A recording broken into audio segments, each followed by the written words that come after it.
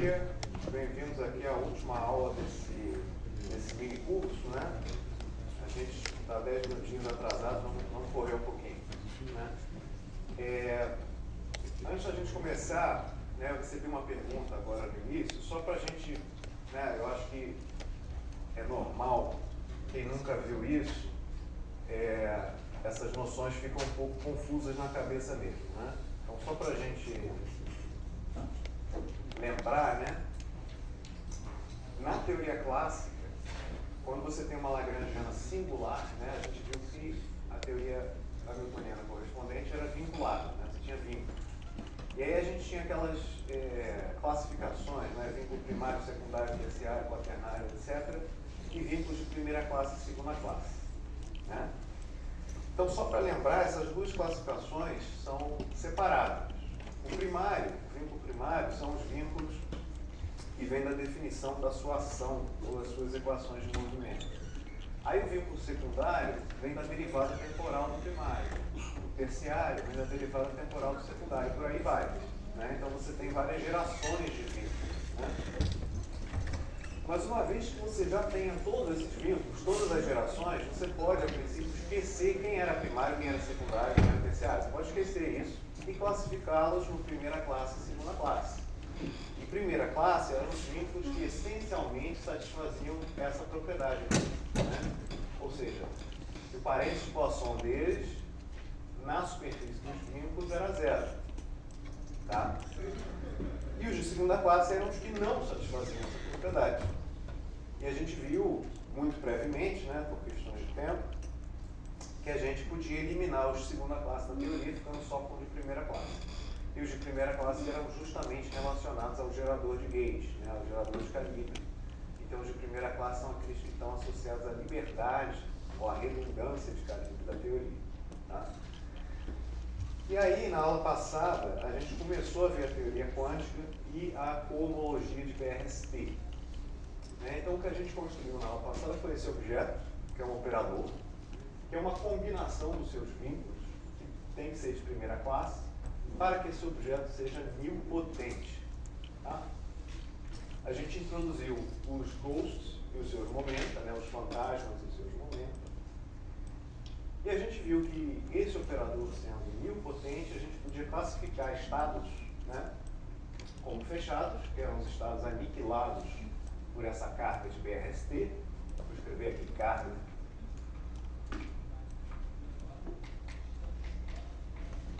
de BRST. E os exatos eram aqueles que estavam na imagem dessa carga, ou seja, eles eram iguais à carga vezes algum outro estado, a carga atuando em algum outro estado. Então, as classes de cohomologia são classes de equivalência em que a gente pode identificar estados que são fechados a menos de um exato. Tá bom?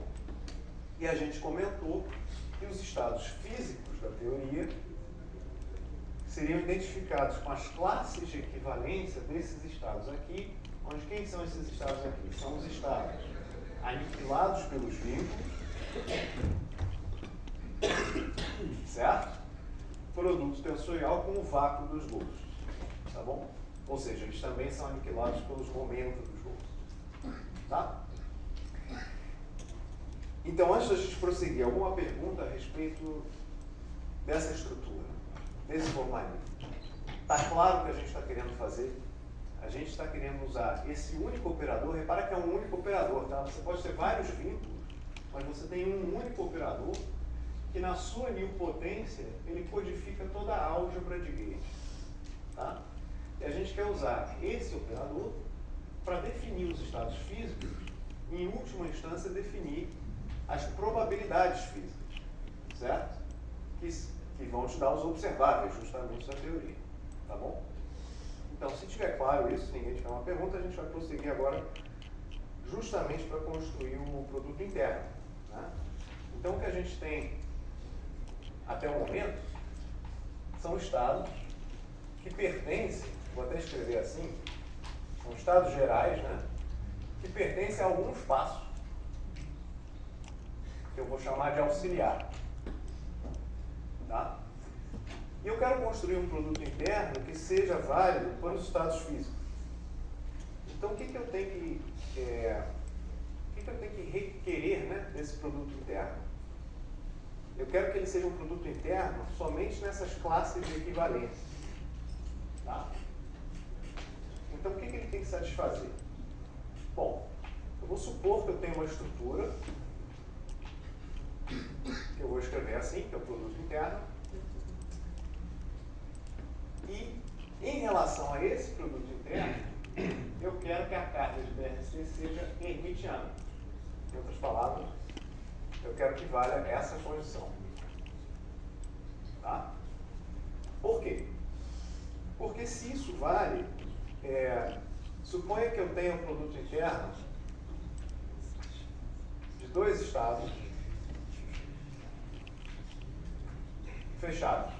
Tá? 2 estados fechados. Então, esse produto interno é igual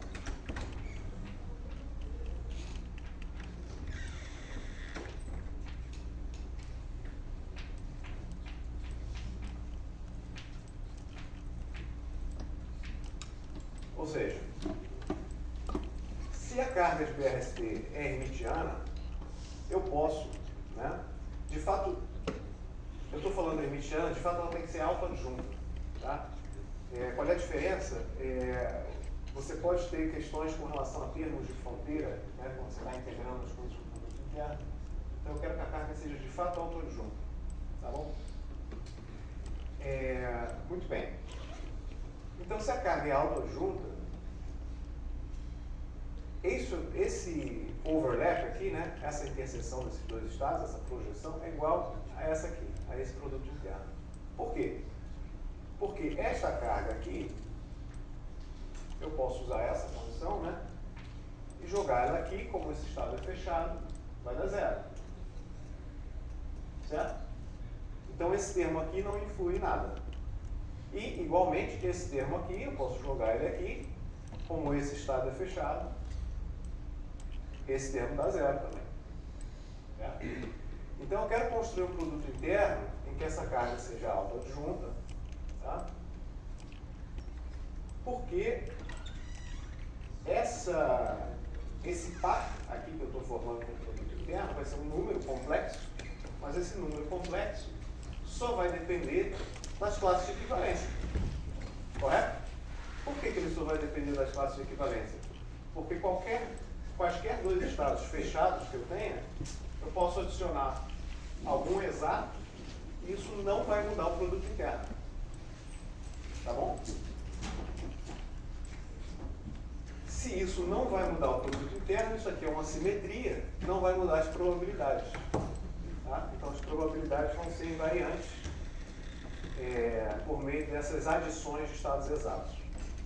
Está claro isso? Muito bem. Então, a questão é como que eu construo isso, né? Já que eu tenho os ghosts, eu inevitavelmente tenho que falar de qual é o produto interno no setor dos ghosts, né? Qual é o produto interno para os fantasmas. Bom, eu poderia ter muitas opções, né? Se eu quero que a carga seja autoadjunta, eu posso designar propriedades de hermeticidade a todos esses operadores. Mas como os Gs são operadores gerais, eu não sei quem eles são, né? Numa teoria complicada, né? Na gravitação mesmo, se der tempo a gente vai ver, são operadores que têm quadrados de momento, que são derivadas funcionais e não sei o quê. Então, esses operadores são complicados, eu não quero, a princípio, supor nada a respeito deles. Então, o mais simples aqui é eu colocar que os ghosts têm que ser hermitianos. Essa é uma opção bastante simples. Eu vou construir o produto interno com base nisso aqui. Tá? Os ghosts têm que ser hermitianos. Da mesma forma, dessa relação aqui de anticomutação, aliás, é bom lembrar, né? Eu estou usando o comutador graduado, ou seja, o comutador de 2 operadores é o AB menos o BA, só que aqui eu tenho um sinal extra que vai depender das paridades de A e B. As paridades são 0 ou 1. os operadores originais da teoria, eu estou supondo que tem paridade 0, e os ghosts em seus momentos têm paridade 1. Tá? Então, muito bem, se eu suponho que os ghosts são hermitianos, eu posso usar o conjugado hermitiano dessa equação aqui para descobrir qual é a propriedade de hermiticidade dos momentos. Tá? E ao fazer isso, eu descubro que, na verdade, os momentos são anti-hermitianos.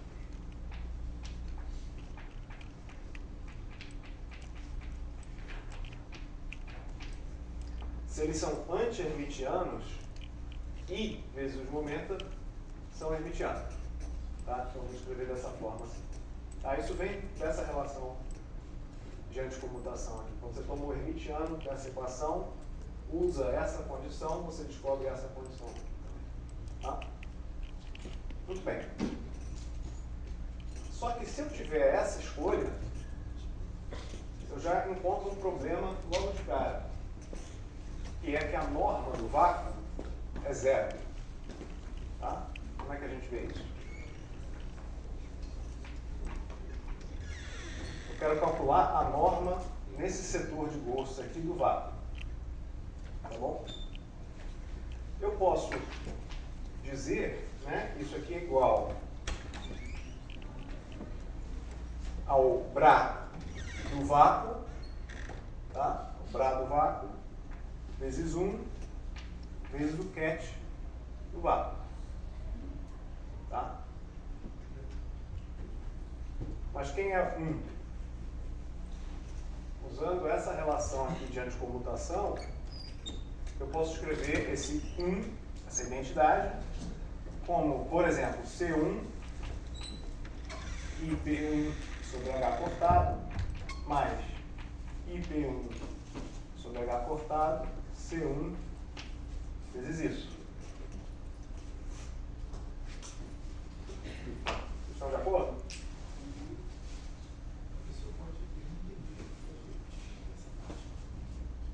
Essa aqui? Isso. Tudo que eu fiz aqui foi inserir um operador identidade. Agora, por essas relações de comutação, quando eu tenho A igual a B, esse delta aqui é uma identidade. Então, eu só inseri um par. Eu coloquei um, mas poderia ser dois, poderia ser qualquer par. Né? Só coloquei um par de um Gauss com o seu momento. Como a anticomutação deles da identidade, eu inseri aqui a identidade sendo essa anticomutação. Tá bom isso? Agora, pela definição do vácuo, o P aniquila o vácuo. Então, esse P aqui aniquila o vácuo.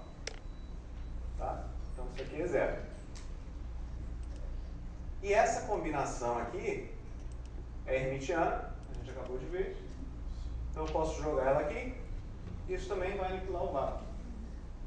Então, dá 0. Ou seja, com essas propriedades de hermeticidade, o vácuo tem norma 0. Mas se o vácuo tem norma 0 e os meus estados físicos estão baseados justamente nesse vácuo, a princípio os meus estados físicos teriam norma 0. Né? Isso não serve, né? Porque eu quero, para ter probabilidades, eu quero ter um produto interno que seja positivo definido. Ele não pode ser 0 a menos que o vetor em si seja 0. Né? Muito bem. Então, como é que a gente resolve essa questão? Eu vou ilustrar, né, o procedimento, supondo que só tem um Gauss. Né? Em geral, o seu número de Gauss vai ser o mesmo número dos seus vínculos. Mas só para simplificar, inclusive simplificar a notação, eu vou supor que só tem um Gauss, só para mostrar para vocês qual é a ideia. Tá? Então, exemplo. Um Gauss C. Tá? Se eu tenho um Gauss C, o vácuo é 0, ele é aniquilado por P. E eu posso definir um estado que eu vou chamar de 1, que é o estado que tem um Gauss, tá? Que é igual a C atuando no vácuo.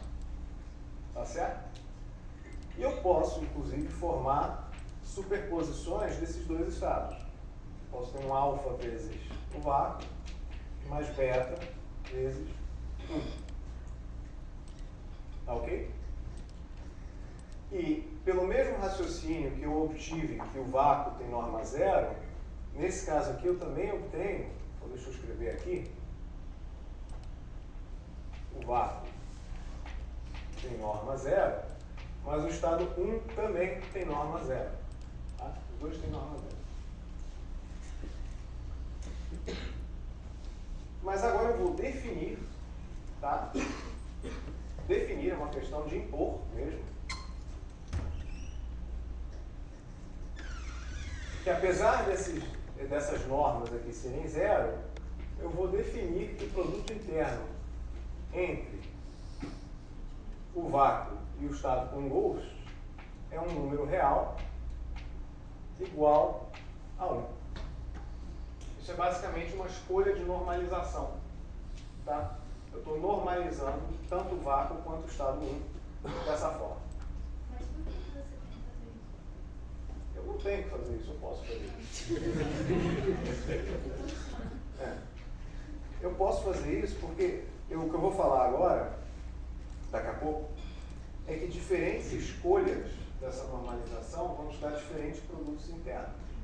Tá? Eu estou definindo o meu produto interno a partir dessa escolha. Tá? Muito bem. Então, com essa convenção aqui, tá? O 0 e o 1 tem norma 0, mas o produto interno deles é 1. Se eu pegar uma superposição aqui dessa forma, aliás, pego duas, tá? Vou botar aqui, I, onde o I, não, vou botar o I é 1, 2. Tá? Então tem duas superposições desses estados. Usando essas propriedades aqui, eu obtenho que o produto interno dessas duas superposições vai ser o alfa 2 complexo conjugado vezes o beta 1 mais o beta 2 complexo conjugado vezes o alfa 1. Tá bom? E aí você já vê qual é o problema. Esse produto interno ele não é positivo definido, tá? Porque isso aqui em geral não vai ser nem um número real. Tá? Isso é só uma certa combinação. Né? Se o alfa e o beta são complexos, né? Muito bem.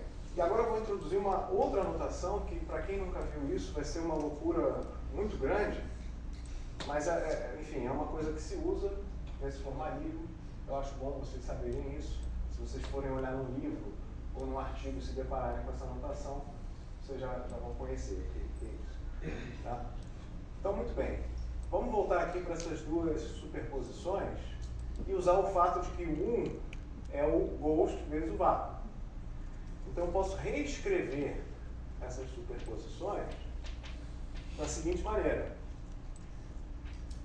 Alfa I mais beta I vezes um ghost atuando no vácuo. Tá certo? Tá bom? E agora isso aqui, com muita coragem, eu vou dizer que é uma função do ghost. Tá? O ghost, lembra? O ghost vocês podem pensar como o ghost é um objeto que anticommuta e tudo mais. Vocês a princípio poderiam pensar o ghost como uma matriz, né? Uma certa matriz que está anticomutando. Mas eu posso definir uma função de uma matriz, não tem problema. Tá? Então estou definindo essa função do ghost aqui. Que aliás, não vou usar o símbolo F não, vou usar o xi mesmo. Tá? E agora, vocês podem verificar, tá? Não vou fazer a conta por questões de tempo, mas vocês podem verificar que esse produto interno aqui, que é igual a isso aqui,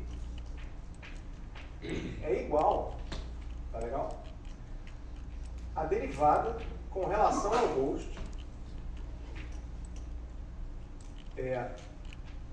da função 2 do ghost com a função 1 do ghost. Onde, tá? Essas funções estão definidas aqui, é o alfa I mais beta I vezes o ghost, e a derivada, essa derivada aqui, é obtida da seguinte forma. Tá? Qual é a derivada de alfa mais beta C? Ela é igual a beta, supondo que beta é um número complexo. Tá? Então eu tenho essa identificação aqui, que esse produto interno ele tem essa cara. Por que ele tem essa cara? Devido a isto aqui, a essa escolha de normalização que eu fiz. Então ele tem essa cara e essa cara corresponde a essa derivada do produto dessas duas funções. Tá bom? Tá ok isso para todo mundo? Então isso tem quase que uma cara de um produto interno normal, né? Que é integral de um psi ao quadrado. Né? Um produto interno da mecânica quântica integral de um psi ao quadrado, certo? Isso aqui você tem uma função complexa com seu conjugado, então isso é quase um produto interno, mas em vez de ter uma integração, você tem uma derivada, né? Não tem problema.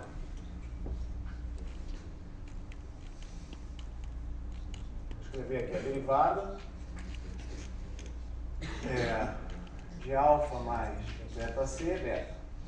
Tá? Eu tenho a derivada, mas não tem problema.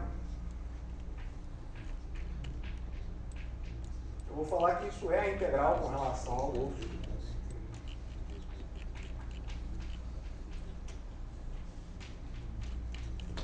Pronto, agora está com uma cara de produto interno, né?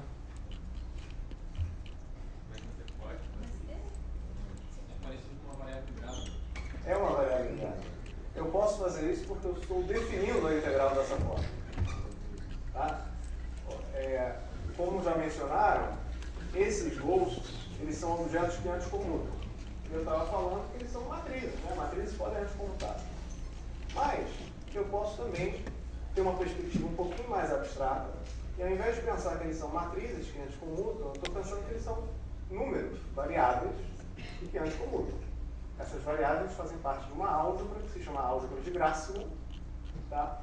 A derivada é definida dessa forma, e a integral ela se chama integral de Berezin, e ela é definida sendo igual à derivada. É isso. Tá bom? Por isso que eu falei que quem nunca viu isso é uma coisa bastante delirante, mas é o que é. Tá bom? Muito bem. Agora, vamos para o caso que a gente tem dois gols.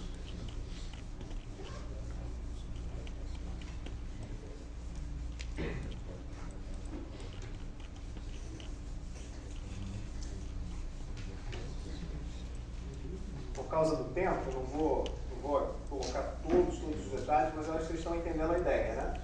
A ideia é a seguinte: eu quero que a carga seja hermitiana ou autoadjunta. O primeiro passo para obter essa carga, eu coloquei essas propriedades de hermiticidade dos ghosts e dos seus momentos. Mas essas propriedades me levaram a um espaço que não é positivo, que o produto interno não é positivo definido. O vácuo tem norma zero e certos estados excitados também têm norma zero. Então eu fiz uma escolha de normalização. Essa escolha de normalização me deu um produto interno que com muita coragem eu defini dessa forma. Tá? Bem, agora suponha que a gente tenha dois gols. Então eu defino um vácuo, né, para esses dois gols, e eu posso definir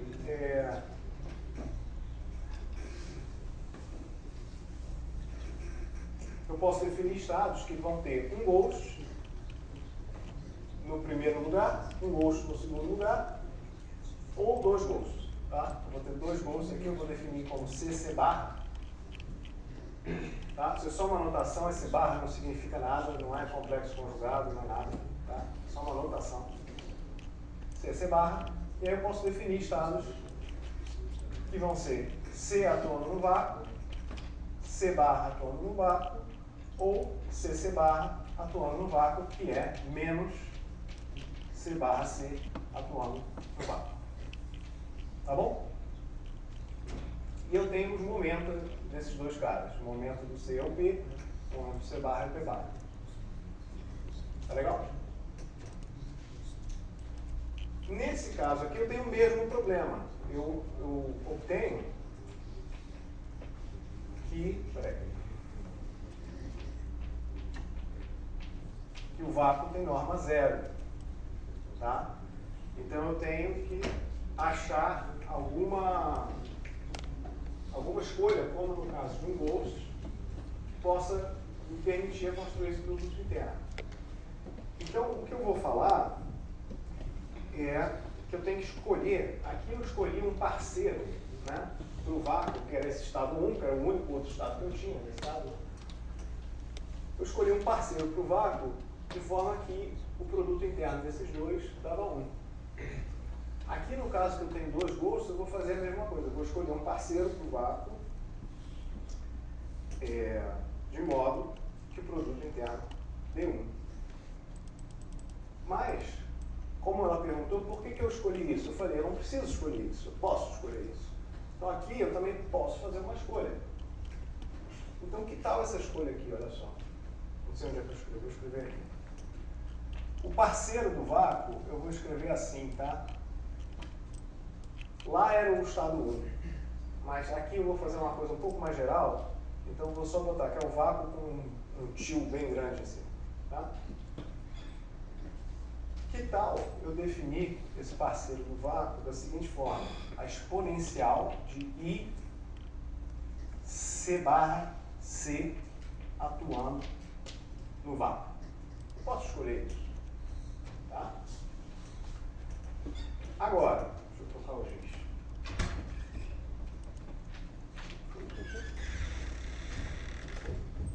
Como esses números, né, agora eu já estou pensando em números, veja, né? Eles são matrizes que antes comutam, mas agora eu estou pensando em números, tá bom? Como esses números antes comutam, quando você expande a exponencial, o que você vai obter? Nesse caso aqui, você obtém 1 mais I C barra C atuando no vácuo. Tá bom? Tá claro isso?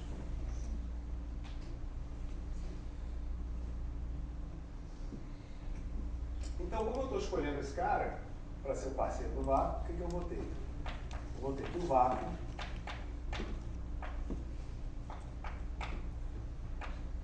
vou definir dessa forma, como eu fiz ali do outro lado. Tá certo? Muito bem.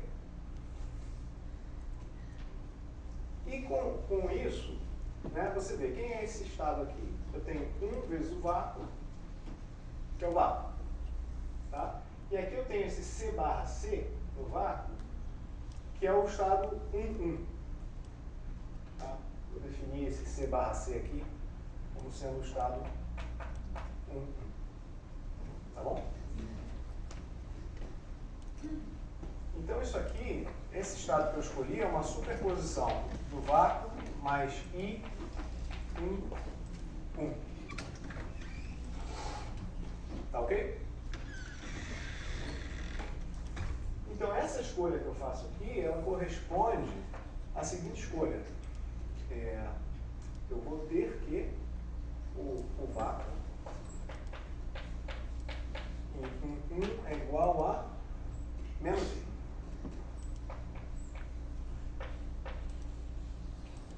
Tá? Então já é um pouquinho diferente, né? Aqui eu escolhi 1, né?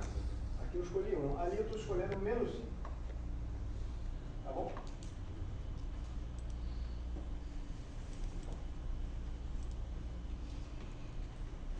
E agora, se eu fizer o mesmo exercício que eu fiz aqui, tá? Se eu fizer o mesmo exercício que eu fiz aqui,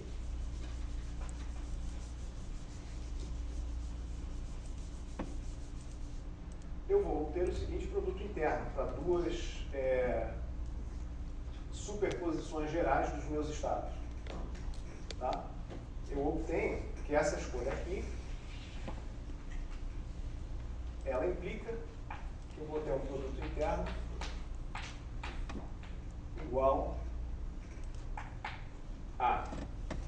derivada com relação a C, derivada com relação a IC barra.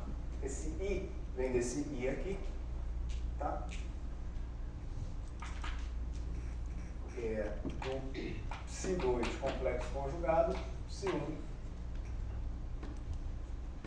que é igual a integral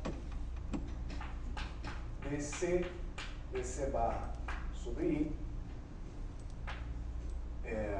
do Ψ2, Ψ1. Tá?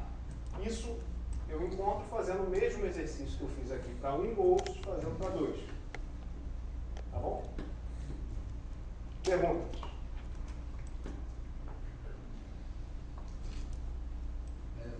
Toda vez que eu tiver mais embolso, eu tenho que inventar um vácuo diferente. Não, o vácuo. Como assim inventar um vácuo? Por exemplo, ali eu encontrei o 0, 1 igual a 1. Esse 0 aqui. Sim, não, mas o vácuo é sempre. O vácuo ele é sempre definido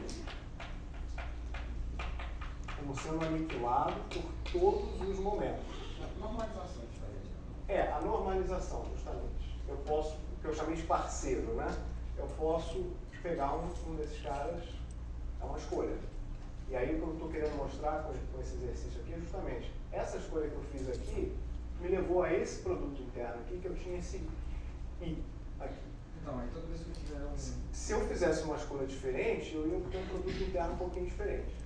Mas toda vez que eu adiciono mais um estado, né? Toda vez, assim, você não adiciona, né? A teoria tem um certo número de gols. Se uma teoria tenha N gols, você vai fazer um exercício parecido com esse. O vácuo vai ser o estado aniquilado por todos os momentos. E o que eu estou te falando é, se eu escolher um estado desse, de alguma forma, essa escolha de normalização vai me dar um certo produto interno, tá? Por meio desse exercício. Escolhas diferentes vão levar, a princípio, a produtos internos diferentes. E tudo que eu quero mostrar agora no que segue é que ao estender isso, aqui a gente está só falando de ghosts, né? Ao estender isso para a teoria completa, com a carga de BRST hermitiana, você vai ter escolhas diferentes de produto interno, mas elas vão ser relacionadas por transformações de gates. Tá? Então essa é onde eu estou querendo chegar.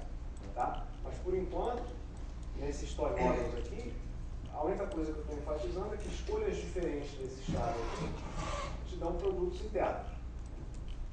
Tá? No caso aqui tinha um I aqui no denominador. Se eu fizesse uma escolha diferente, eu poderia ter fatores diferentes aparecendo aqui. Tá bom? Oi. Se for escolher esse outro caso assim, vácuo sentido, vai ser uma fase exponencial ou posso escolher outro? Não, você pode escolher outra. Eu escolhi a fase exponencial porque você vai ver por quê. Tá?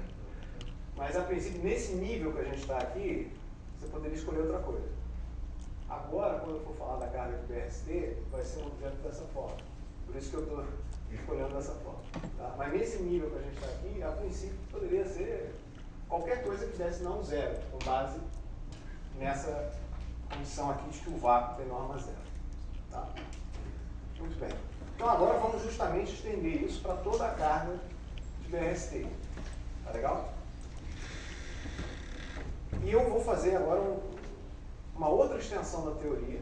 Né? Se vocês lembrarem, na aula passada, a gente estendeu a teoria com os ghosts, depois a gente estendeu a teoria com os momentos dos ghosts, e agora eu vou fazer uma outra extensão da teoria. E aí alguém pode me perguntar, mas por quê? Eu não preciso fazer. Eu vou fazer porque vai ser mais conveniente. Tá? É aquela história de estou determinado a ter um resultado, então eu vou fazer com que ele aconteça. Tá bom? E a extensão que eu vou fazer é a seguinte.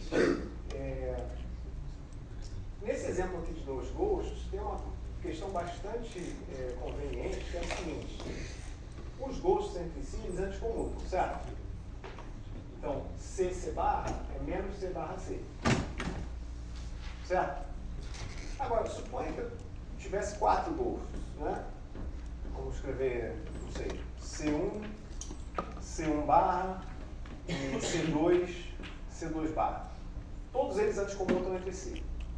Porém, os pares comutam entre si. Vocês concordam com isso? Está claro isso? Porque se eu passar esse cara aqui primeiro, ele vai pegar um sinal de menos, depois um sinal de mais. E esse cara é a mesma coisa. Então os pares eles comutam entre si. Tá bom? Então, com essa observação, eu quero trabalhar sempre com pares de gostos. Tá? Porque é mais fácil, que os pares comutam. Então eu não quero ficar me preocupando justamente com essas anticomutações. Tá claro isso? Agora, a carga de BRST está escrita aqui em cima, né? Eu tenho um ghost para cada vínculo. Certo? Então, se eu tiver um número ímpar de vínculos, eu vou ter um número ímpar de gostos. Mas eu acabei de falar que eu quero ter um número par de gostos. Certo? Então, o que eu vou fazer é, de novo, com muita determinação, estender essa teoria. Então, eu vou adicionar aqui novos termos, que tem a seguinte cara.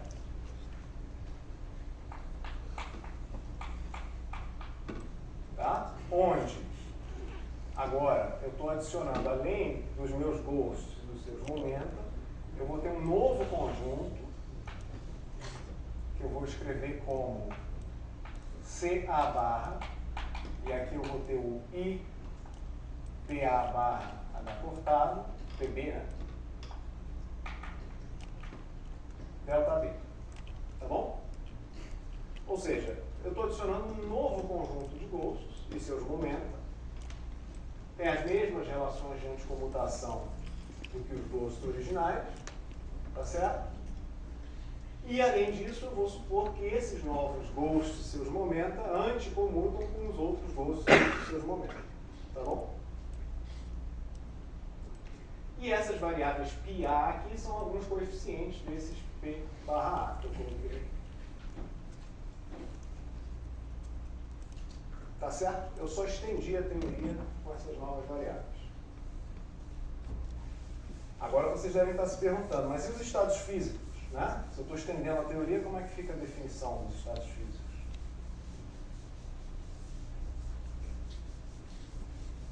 Bom, os estados físicos eu tinha definido, né, como as classes de equivalência desses estados aqui, onde esses estados eram os estados aniquilados pelos vínculos, produto tensorial, com o vácuo dos gostos.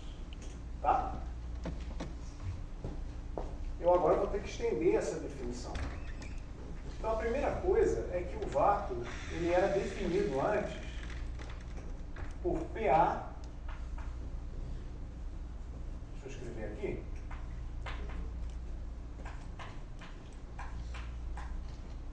PA atuando no vácuo dava zero. Certo? Eu agora vou continuar, eu vou estender essa definição do vácuo para ter também o P barra B atuando no vácuo dando zero. Tá bom? Fazendo isso, a adição desse termo aqui não vai afetar os estados físicos. Por quê? Porque esse termo, quando ele vai atuar no vácuo aqui, ele vai dar zero. Tá claro isso? Então, eu não estou mudando nada da definição dos estados físicos ao adicionar esse termo aqui. Tá ok? E, além disso, certo?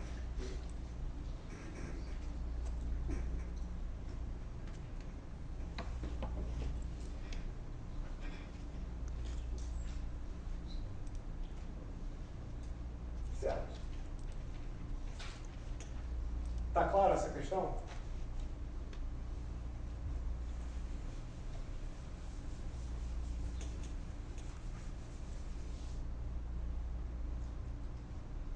Na verdade,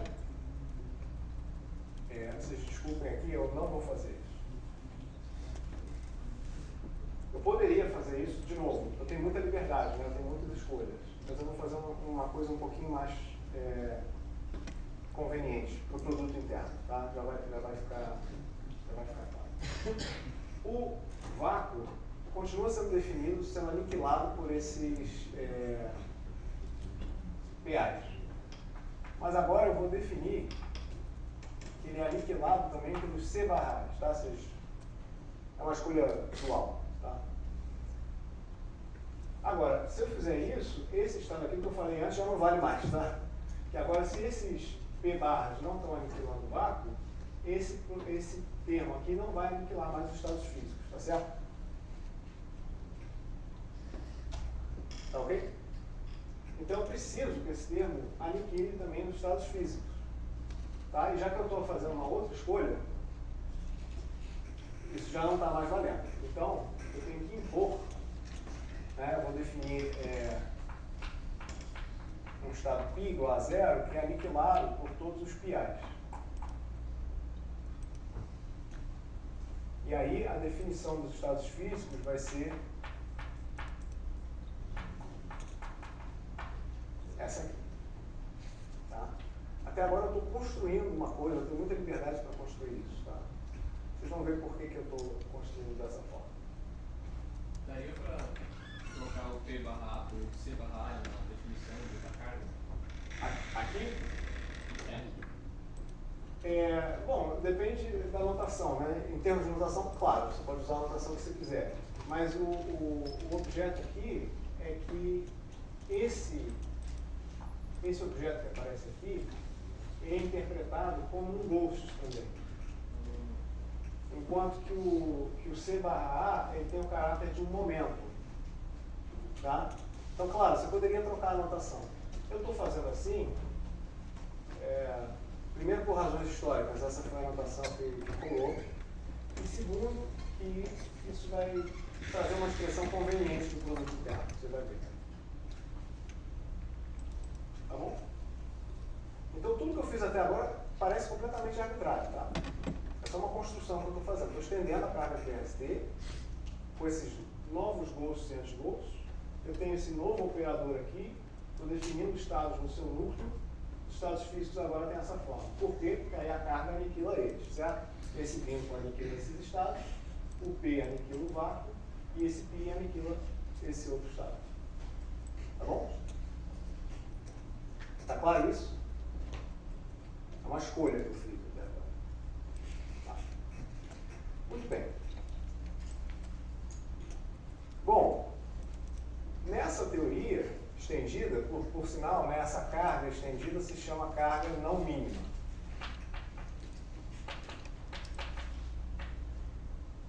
De forma bastante criativa. Né? Nessa teoria estendida, eu não estou mudando nada no conteúdo físico. Por quê? O vácuo aqui eu não mudei a sua definição, eu só adicionei essas novas condições e eu adicionei esse estado aqui. Tá? Mas esses estados continuam sendo os estados aniquilados pelos vínculos. Tá certo? Legal. Então, eu agora criei um novo problema, né? Eu criei um novo problema. Porque o problema que eu tinha antes era que o vácuo tinha norma zero, e aí eu falei daquela história, né, de você fazer essa normalização que te levava a um certo produto interno. Tá? Eu aqui não só tenho esse mesmo problema no vácuo ainda, tá? Porque eu estou supondo, né, que essas novas variáveis têm as mesmas propriedades de hermeticidade, ou seja, vale isso aqui e vale isso aqui. Tá? Então, eu não só ainda tenho o mesmo problema com relação à norma do vácuo, que continua sendo zero, como eu tenho um problema com relação a esse estado aqui, tá? Porque quando eu tomar a norma de dois desses estados, eu vou ter π igual a zero, π igual a zero, e esse objeto depende de quem for o π. Como eu estou adicionando o π de forma completamente arbitrária, eu tenho um pouco de liberdade, né? Mas eu vou supor, por simplicidade, que o π é hermitiano e que tem um espectro, né? Um espectro do π, para cada π, né? Para cada πa, é a reta real. Tá? Ou seja, ele é tipo um momento mesmo. Né? É como se fosse um operador do tipo dx, alguma coisa. Tá? E h dx. Com isso, esses estados aqui eles me dão, o que eles me dão? Uma delta de zero. Por quê? Se esses operadores são hermitianos, são autoadjuntos, cada um tem um espectro na reta real, quem é esse produto interno aqui? Ele é a integral sobre todos os πs, né, num R, N, de um estado que não depende dos πs. E isso é infinito. Tá? Se não estiver claro quem é esse cara, pensa no mecânica quântica. Tem x e tem seu momento. Quem é o estado que tem momento zero?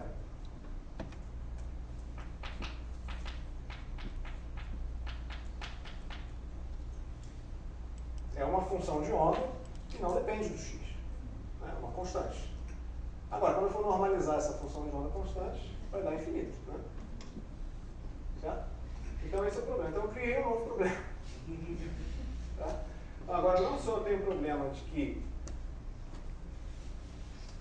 a norma nesse vácuo é zero, como a norma nesse estado é infinito. E, portanto, a norma dos meus estados físicos vai ser alguma coisa vezes zero vezes infinito. Tá bom? Mas aí, a ideia é justamente a seguinte. Da mesma forma que aqui a norma era zero e eu escolhi uma certa normalização não trivial que me deu uma definição do produto interno, eu agora vou pegar esses estados aqui,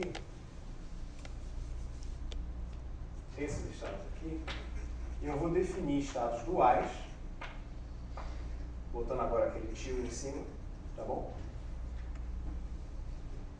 Vou só escrever assim um D grande, algum operador, né, atuando nesses estados, de modo que o que eu quero normalizar é os estados, não com eles próprios, tá? Porque com eles próprios eu acabei de ver que vai dar algo que está extremamente mal definido, zero vezes infinito. Tá? Mas o que eu quero normalizar é eles com esses duais. Na esperança de que, dependendo do que seja o D, isso vai me dar algo que eu possa normalizar a 1, algo que seja finito e que acabe definindo um produto interno positivo definido. Está clara a ideia? Muito bem. Quem é que pode ser o D? Lembra de toda a motivação dessa história, né? A motivação é que nós temos, né, um sistema com uma simetria local. Essa simetria local é codificada nesses vínculos. A carga de PRST, por meio da sua nilpotência, codifica, né, a redundância relacionada a esses vínculos, a toda a álgebra deles, por meio dos estados fechados e exatos. Tá?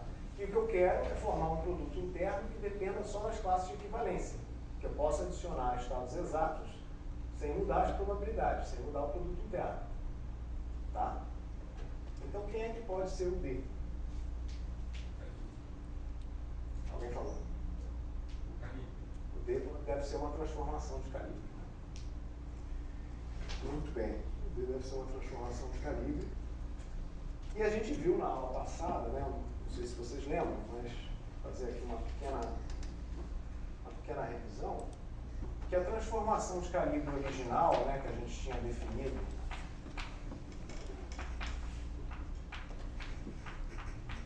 dessa forma, ela foi repaginada como uma transformação desses estados gerais aqui, que atua por meio de um operador exato. Vocês estão lembrados disso? Porque qual era a razão, né? Se eu estou atuando num operador que é fechado, ou seja, é aniquilado pela carga de PRST, esse aqui é um anticomutador, né? Quando esse anticomutador atua aqui, quando o ômega atua, vai dar zero, porque o estado é fechado. Então isso aqui, na verdade, é simplesmente igual a ômega K psi. E esse objeto aqui é o quê? É um estado que está na imagem do ômega, portanto é um estado exato. Então, as transformações, peraí, acho que faltou um delta aqui, né? Delta.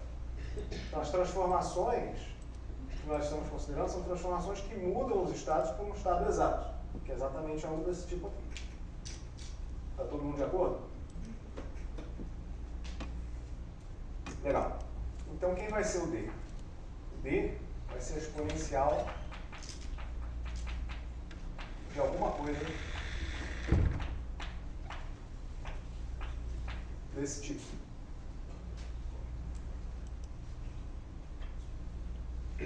Tá bom? Perguntas?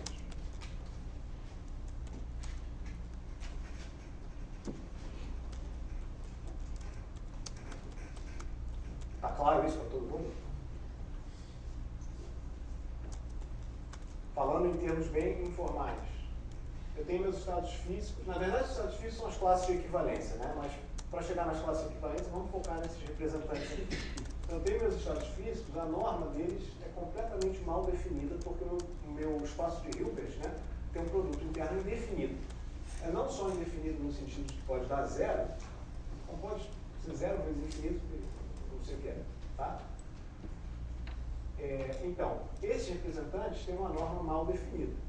Mas eu posso definir o produto interno deles em termos, o produto interno não com eles próprios, mas com um certo estado dual, que vai estar na mesma classe de equivalência deles. Por que está na mesma classe de equivalência? Porque essa transformação aqui só muda para um estado exato. Tá certo? Então, eu estou pegando um estado dual, que está na mesma classe de equivalência, mas que eu espero que tenha um produto interno bem definido. Essa é a minha esperança. Eu ainda não mostrei que isso funciona. Essa é a minha esperança. Está claro isso? Muito bem. Tá? Então, a definição do produto interno físico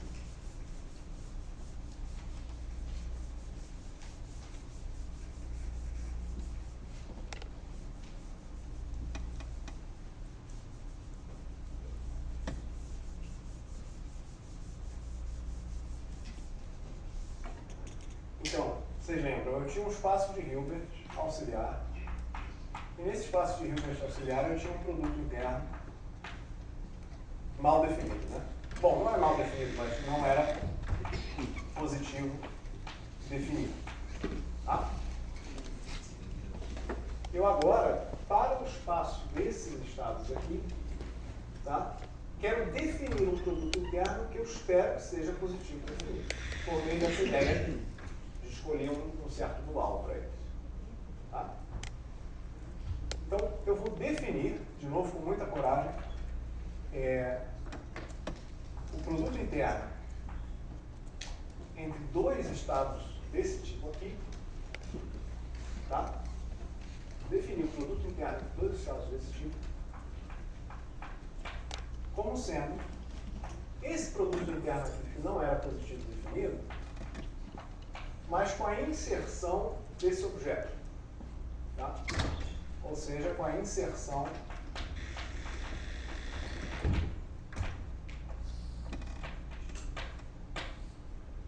eu vou definir esse sendo um produto interno físico.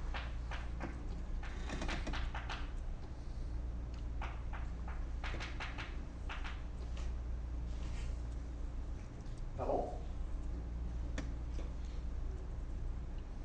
Com base nesse produto interno, eu defino o meu espaço de Hilbert físico.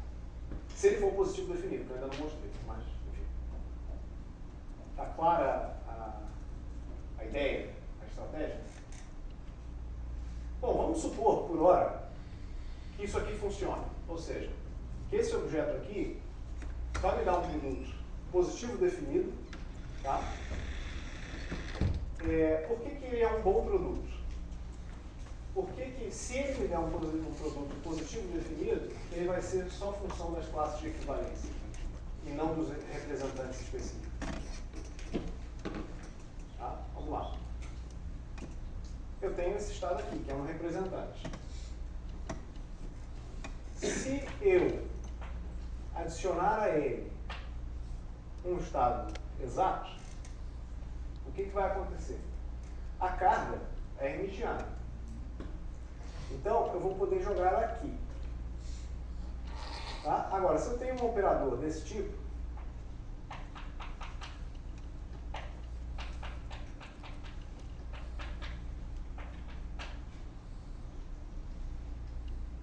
suponha que eu atue nessa equação com ômega desse lado aqui. Então eu vou ter ômega ao quadrado aqui e eu vou ter isso aqui.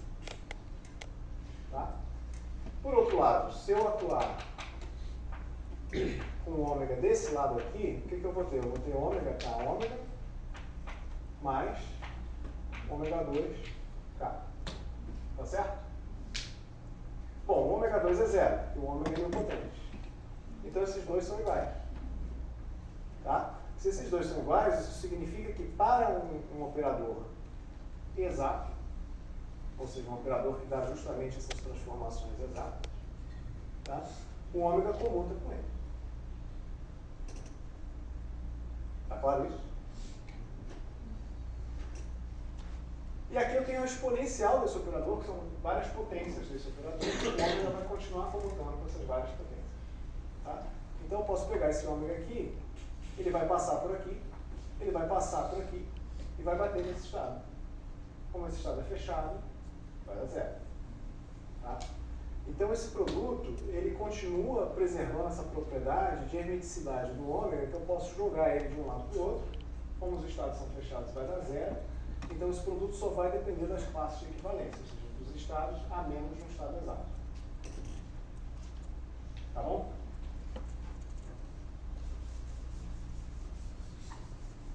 Tá bom isso para todo mundo? Ok. Então, agora, como o tempo está curto, eu vou fazer o seguinte. A primeira coisa, que eu não vou ter tempo para mostrar, infelizmente, é que, se a gente supuser, né, que isso aqui me dá um produto bem definido, ou seja, um produto positivo definido, com o qual eu possa definir as probabilidades da minha teoria, tá? Vocês podem estar se perguntando, quem é esse K? Né? Esse K, a princípio, é uma escolha arbitrária que eu posso fazer, que é justamente a escolha de gauge. Tá? O que eu não vou ter tempo para mostrar, infelizmente, é que se eu tiver, suponha que eu tenha aqui duas escolhas de K, as duas me dando produtos positivos definidos. Aí você vai se perguntar, ué, mas qual é a escolha certa? Né? Porque se as duas me dão produtos positivos definidos, esses dois produtos são candidatos ao produto interno físico da teoria. Tá? O que eu não tenho tempo para mostrar, infelizmente, é que não importa. Tá?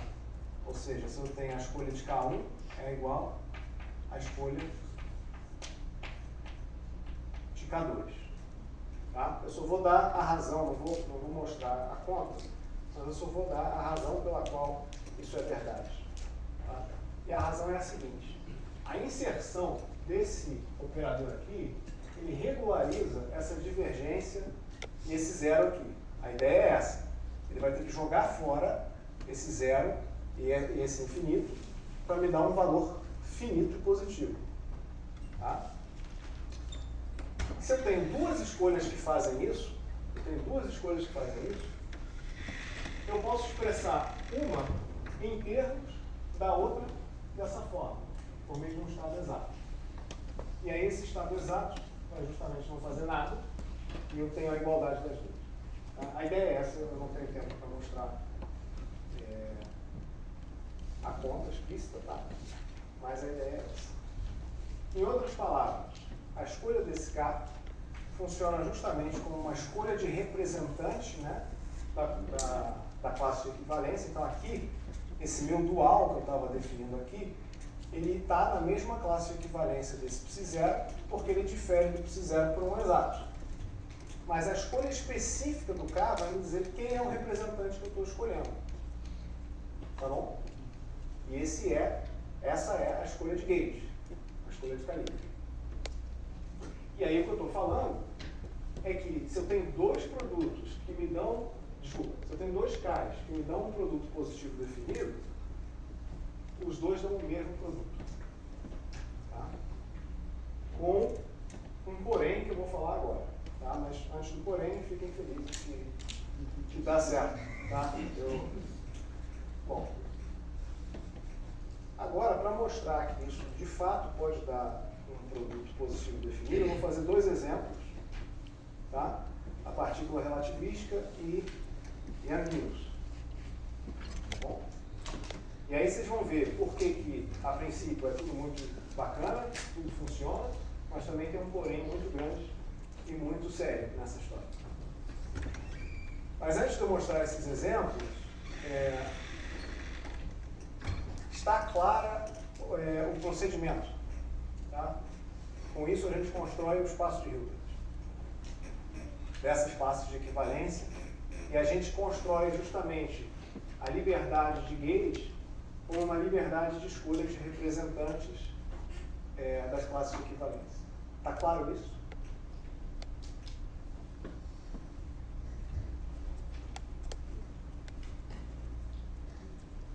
Ok. Então vamos ver um exemplo. Oi, alguém falou? Essa construção, não sei se está aqui a construção para a gravidade mais ou menos a mesma coisa. Formalmente, sim. Formalmente. Por que formalmente? Porque, enfim, né, a gravitação é bem mais complicada, né? E o que eu vou comentar agora, depois de fazer o exemplo de Young-Mills, é que esse produto que você está definindo aqui, bom, eu comento já agora, né? Esse produto que você está fazendo aqui, ele é equivalente, né, a uma construção, né? Suponha que os seus campos sejam os potenciais vetores, né? Então, uma construção de uma integral funcional no potencial vetor com a ação da sua teoria, e nessa ação você vai ter um termo que vai ser basicamente, não vou botar psi, né? Vou botar K assim. Você vai adicionar a essa ação um termo desse tipo, e a relação de um com o outro é que basicamente esse K, que eu escrevi dessa maneira diferente, vai ser a integral no tempo desse K, basicamente. Tá? Então, como é que eu vou daqui para cá? Né? Na mecânica quântica normal, você tem a sua amplitude de transição, né, de um estado, sei lá, um estado final, né, que linha,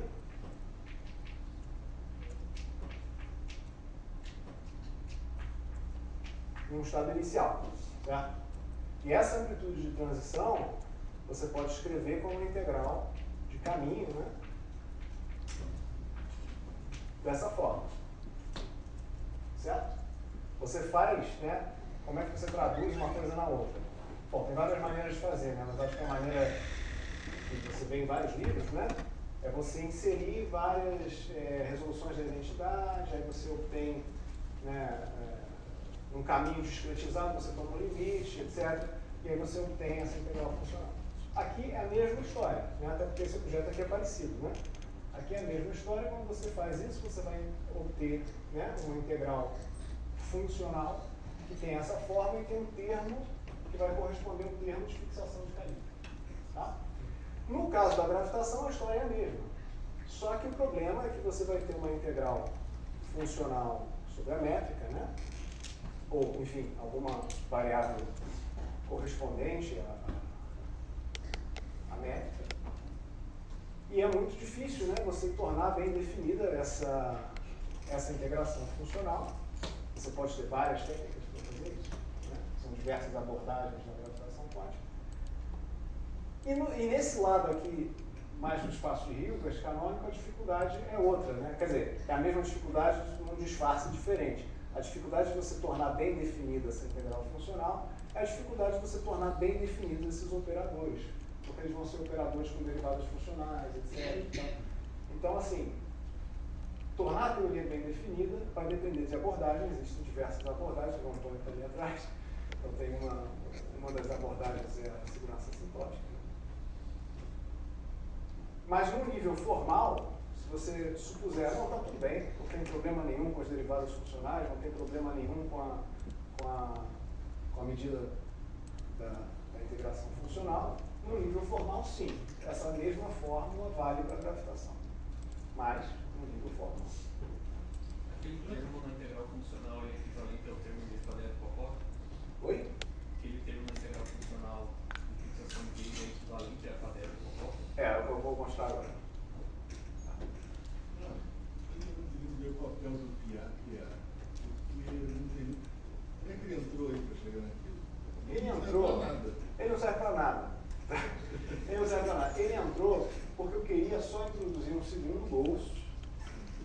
Tá? Então ele é o coeficiente desse termo que está aparecendo aqui. Mas por que esse segundo curso foi importante para chegar nesse Não, até agora não foi. Vou mostrar por que. Muito bem. Eu acho que o caso da partícula relativista, como é um exemplo bem bobo, assim, né, um exemplo mecânico, vai deixar tudo bem claro. Né? Então, por exemplo, a partícula relativista. A partícula relativista, a gente viu que ela tinha um vínculo, né? Poderia ser escrito dessa forma. Então, a carga de BSD, esta que está escrita aqui, como é que ela fica escrita? Ela fica ômega. Eu vou ter um ghost para esse vínculo. Eu vou botar um sobre 2 aqui, tá? Então, eu vou ter um ghost para esse vínculo. Tá bom? Como é uma teoria que tem apenas um vínculo, ela é abeliana, então esses F's aqui são zero, certo? Então esses termos não aparecem, são identicamente zero. E aí vai ter esse termo aqui, que é o tal termo inútil. Né?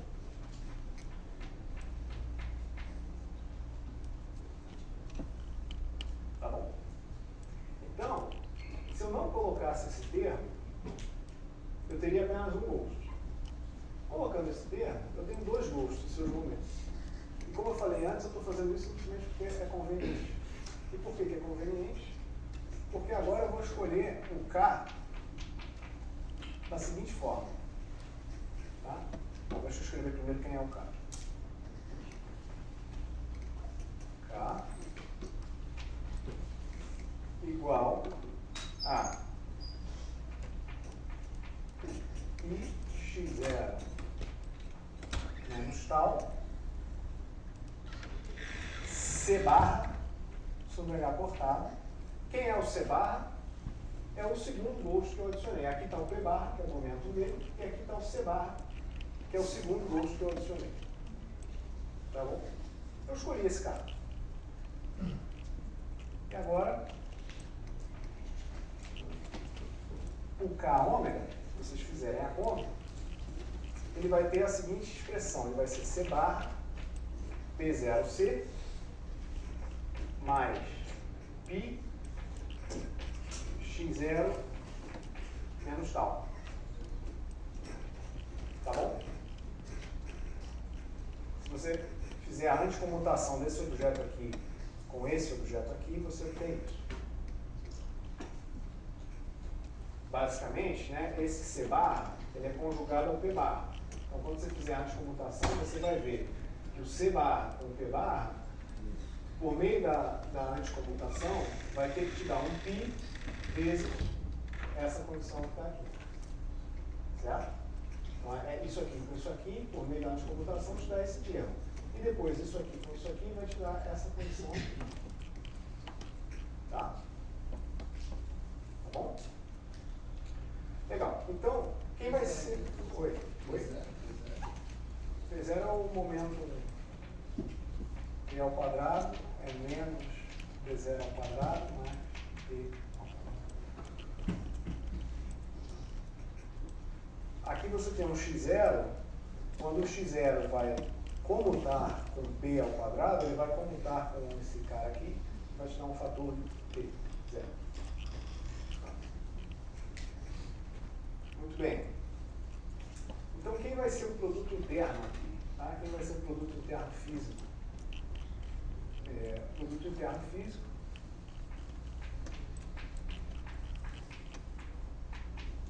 Vou escrever de forma bastante explícita. Vai ser uma integral sobre esse π, que aparentemente, né, é aquela variável que eu simplesmente adicionei ali. A integral sobre o π.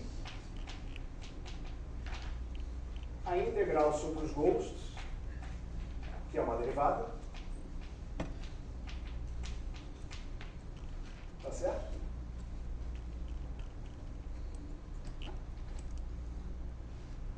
vezes, né? Aí eu posso botar aqui uma integral sobre d4x, né? As minhas variáveis aqui, x0, x1, x2, x3, do psi0 tio e a exponencial desse objeto ali. Então, a exponencial de c barra p0 c barra mais esse fator aqui, vezes o outro estado. Tá? Essa é a definição do meu produto interno.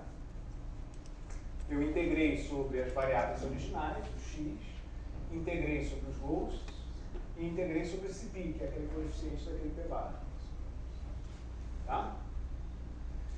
Então agora, vamos lá. Esses dois termos aqui, na verdade, eles não comutam. Tá? O P0 não comuta com o X0, eles são conjugados. Tá bom? Mas, se eles comutassem, o que essa fórmula ia te dar? Tá? Você ignorando a relação de comutação deles. Né? Se eles comutassem esses dois termos aqui, esse e esse, se eles comutassem, o que essa integral daria? Bom, a integral do π, eu estou integrando no π, ela vai me dar o quê?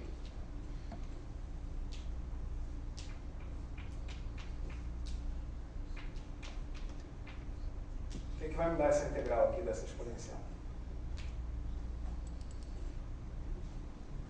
Vai me dar uma delta x0 menos tal. Né? A delta é a integral do π da exponencial, né, de iπ vezes esse coeficiente. Está claro isso? Lembra da definição da delta?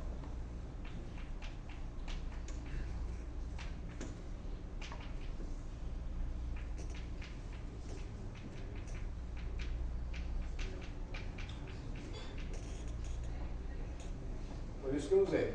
Tá? Aqui eu estou integrando nesse π para me dar essa delta. Está claro isso?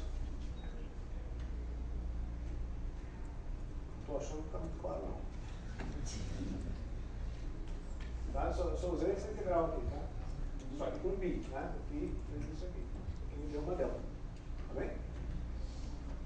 E agora, sobrou esse termo aqui e eu tenho que integrar os dois, que é tomar umas derivadas. Se você fizer isso com cuidado, né? Tomando cuidado com a ordem, etc., eu obtenho simplesmente um P0 aparecendo aqui, onde esse P0 é um operador, né? É um operador derivada com relação ao x0, atuando nesse outro estado.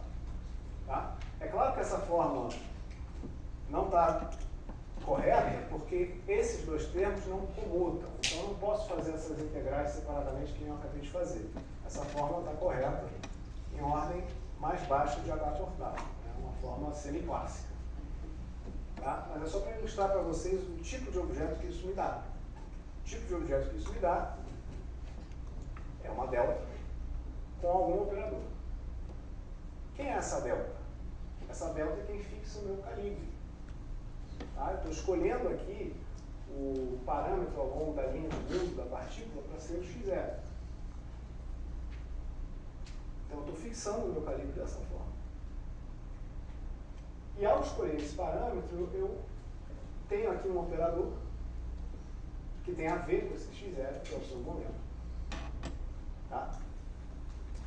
Então, quando você escreve isso em termos, né, usando aqui essa equivalência, né, que eu mencionei, o correspondente disso na integral de caminho é justamente uma integral de caminho sobre as trajetórias do x, onde você tem uma delta que vai fixar uma condição de calibre com um objeto aqui.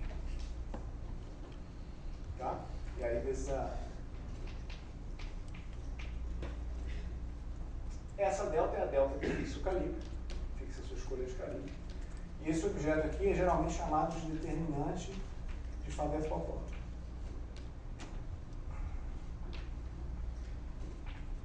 Não sei se eu escrevi certo, mas acho que sim. Determinante de Faddeev-Popov. Por que é um determinante? Porque, no caso mais geral, você vai ter vários gostos aqui e você vai ter um operador. Eles vão estar contraídos aqui. Quando você tomar essas derivadas, você vai ter vários produtos de elementos de matrizes, né? Você vai ter, em geral, algo assim. Tá? Para vários gostos. Quando você tomar essas derivadas aqui, você vai ter um produto de vários elementos de matriz que vai ser precisamente o determinante. Tá? Então, para responder a sua pergunta, né, esse operador aqui é o operador que, por meio de uma escolha sensata do K, vai estar te implementando o Fadef-Popov. Tá legal?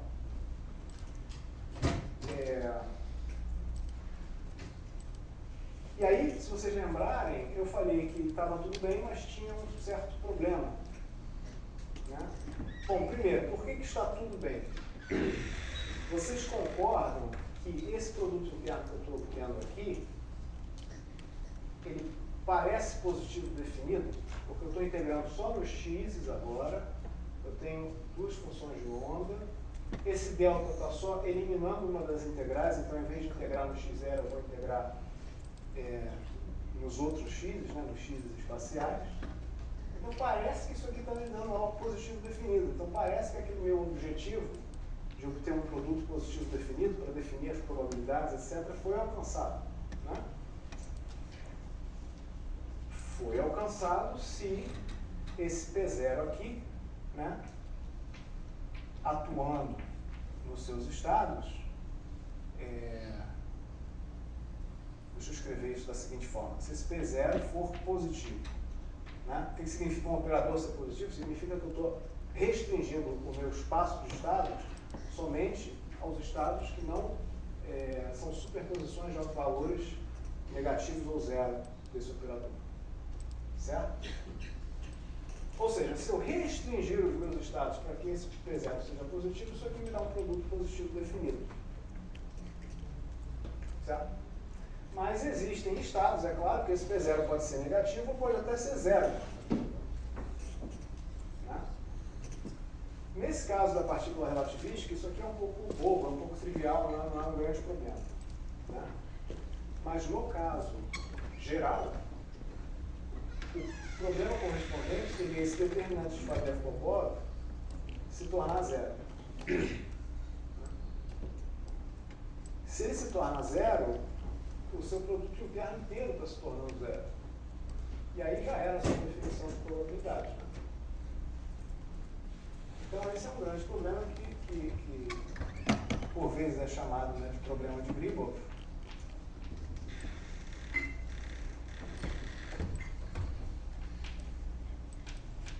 Que tem a ver com o fato, né, do determinante de Fadef-Popov poder ser zero às vezes. Tá? Se isso acontece, você não está com uma definição bem definida, tanto da sua integral funcional, quanto do seu produto interno. Você quer que o produto interno seja positivo definido. Mas se aquele operador que está ali dentro do produto interno está dando zero, então o seu produto interno não está bem definido. Tá? Muito bem. Então, só para terminar, porque o tempo acabou mesmo, vou só mencionar mesmo o caso de Young-Mills.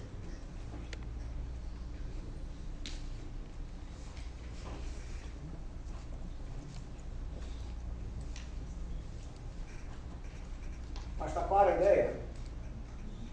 A gente define o produto por meio dessas classes de equivalência, né, dessa cohomologia. Esse produto tem um operador que está regularizando o produto, tá? E fixa o seu calibre. E quando você escreve esse operador explicitamente, para quem já conhece, ele vai te dar a sua delta, que fixa o calibre, e vai te dar o seu determinante de Fadef-Popov. O problema é que, dependendo de quem seja esse operador, que é o determinante de Fadef-Popov, você pode não ter conseguido, de fato, definir um produto que seja positivo definido para todos os estados. Talvez só para um subconjunto de estados.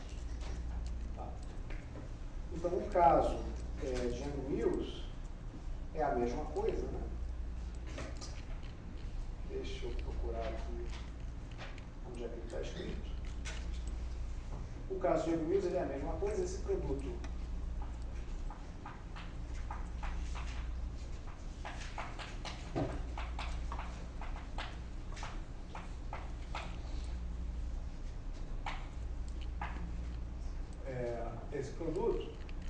ele pode ser escrito também em termos, né, de uma integral funcional, onde você vai ter a sua ação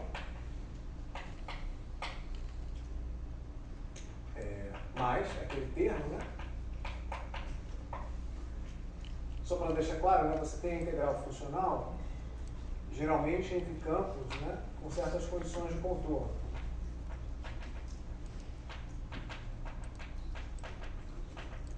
Então, esses estados aqui estão correspondendo a essas condições de contorno. Tá? E isso, se você abre uma escolha, né, desse K, você vai obter a mesma estrutura. Tá? Você vai obter uma delta e um operador. Essa delta vai me dar uma condição de calibre. Tá? Que no caso aqui, eu vou escolher. Deixa eu ver qual é o calibre que eu vou escolher. Certo, eu vou escolher o K sendo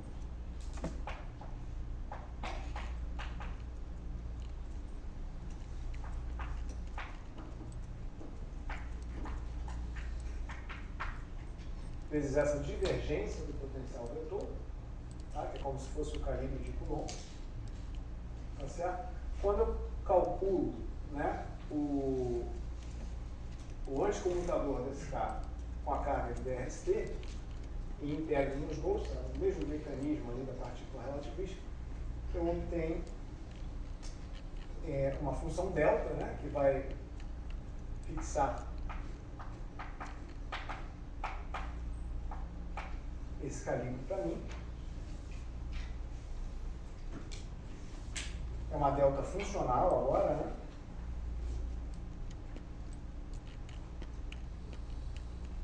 Estou só procurando aqui a expressão eu vou ter um determinante de um certo operador. Vou escrever MAB, assim, tá? Esse operador ele vai ter a seguinte cara.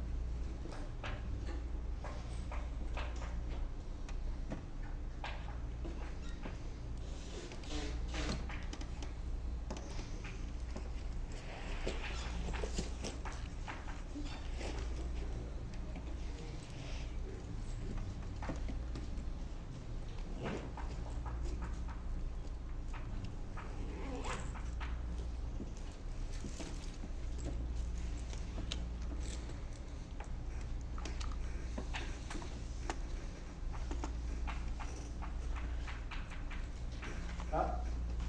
A menos um sinal global ou algo do tipo. Então, só para ilustrar para vocês, infelizmente o tempo já acabou, mas só para ilustrar para vocês que essa mesma ideia vai funcionar. Né? No seguinte sentido, você escolhe um representante da sua classe de equivalência de estados, a sua escolha de K vai te dar a sua escolha de gate. Aqui você tem um gate tipo Coulomb, né? Essas variáveis extras, né, da carga não mínima, elas estão funcionando só para que você consiga fazer esse procedimento de forma conveniente, tá bom? E ao fazer a integração, né, nessas variáveis auxiliares e nos ghosts, que é a mesma coisa que uma derivação, tá, você vai obter essa delta e um determinante. O determinante tem uma certa expressão, mas se esse determinante estiver associado a uma matriz, né, ou um operador, no caso geral, um operador funcional, né, que tenha autoestados com autovalor zero, você vai ter um problema justamente para essa definição do produto interno. Tá bom? Tá clara essa história? E a equivalência formal, né, entre produto interno e a integral funcional, que é obtida da mesma forma, né? Você pode inserir várias resoluções da identidade, como você faz no caso da mecânica quântica, né, usual. Está claro isso, pessoal? Esse é o tema central aqui, tá? Então, isso, por favor, tem que ficar claro. Pode falar. Esses pedaços do espaço que você tem no produto definido produtivo, eles são suficientes para CT ou são os espaços de vertical? Não sei.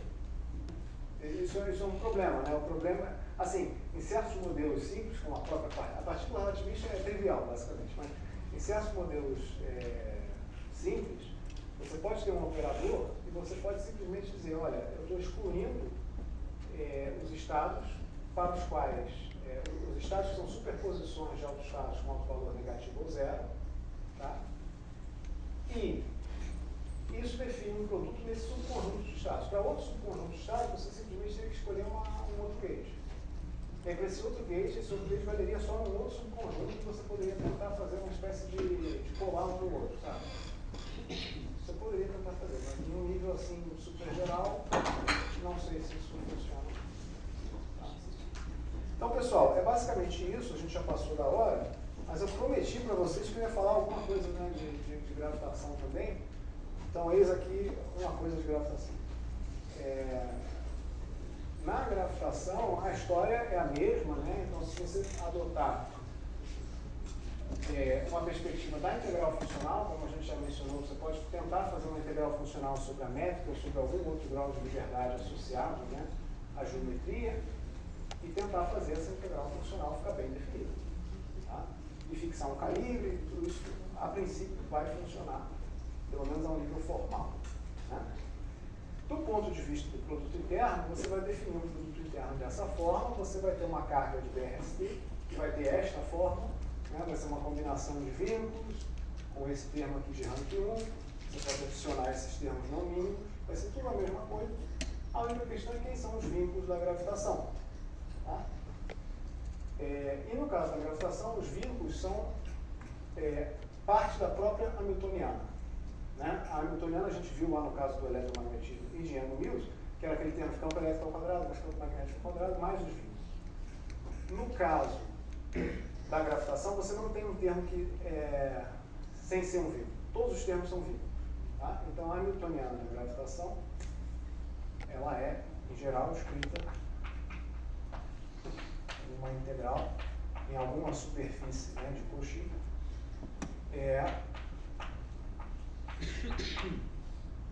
De vários vínculos, né? Esses aqui são coeficientes dos vínculos, multiplicadores de Lagrange, né? E você vai ter vínculos hamiltonianos aqui. Tá? Esses vínculos hamiltonianos, a álgebra deles, por meio do parênteses Poisson, vai estar relacionada a deformações das superfícies espaciais, ou seja, deformações das superfícies Cauchy. E o gerador de gauge, que era a carga de Noether, se vocês lembrarem, né? A carga de Noether era o gerador de gauge, que era uma combinação dos vínculos de primeira classe. Essa combinação dos vínculos de primeira classe na gravitação vai ser uma combinação desses vínculos que vai gerar difiomorfismos como transformações canônicas. Tá? E, por fim, né, já que toda a hamiltoniana é uma combinação de vínculos, nessa quantização aqui, esses estados zero, eles eram os estados aniquilados pelos vínculos. Certo? Então, na quantização, esses estados, ou o que você obtém da integral funcional, tá, vai ser um objeto que é aniquilado por todos os vínculos. E aí, como os vínculos são parte da hamiltoniana, a equação de Schrödinger para esse objeto vai ser